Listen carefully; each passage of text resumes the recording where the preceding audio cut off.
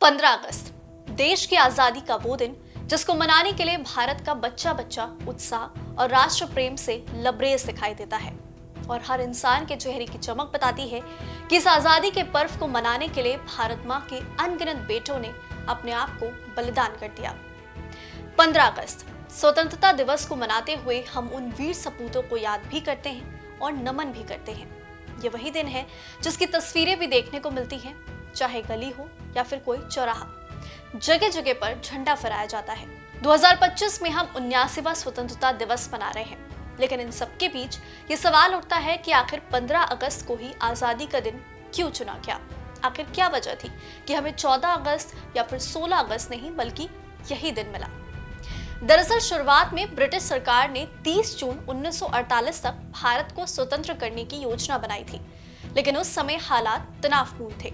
देश के विभाजन को लेकर राजनीतिक टकराव बढ़ चुका था।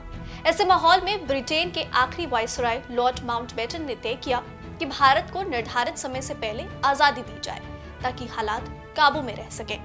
इसी समझौते के तहत 4 जुलाई 1947 को ब्रिटिश संसद में इंडियन इंडिपेंडेंस बिल पेश हुआ और उसे मंजूरी मिलते ही 15 अगस्त को भारत की स्वतंत्रता की तारीख घोषित हो गई।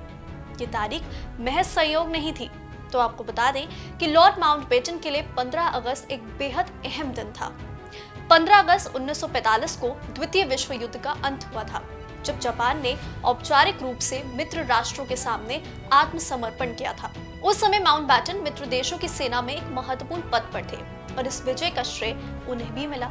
यही वजह थी कि उन्होंने भारत की आजादी के लिए 15 अगस्त की तारीख को चुना, ताकि ये दिन उनके लिए दोहरी ऐतिहासिक याद बन जाए।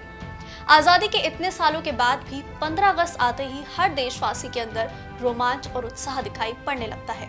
इस आजादी को पाने के लिए भारत माँ के न जाने कितने वीर सपूतों ने अपने प्राणों की आहुति दी थी। आज दशकों बाद भी 15 अगस्त केवल स्वतंत्रता दिवस नहीं, बल्कि हमारी एकता, संघर्ष और बलिदान की याद दिलाने वाला दिन है। ये वो तारीख है जो हमें सिखाती है कि कठिन से कठिन हालात में भी सही फैसले और एकजुटता से बदलाव संभव है। Text report JMT news.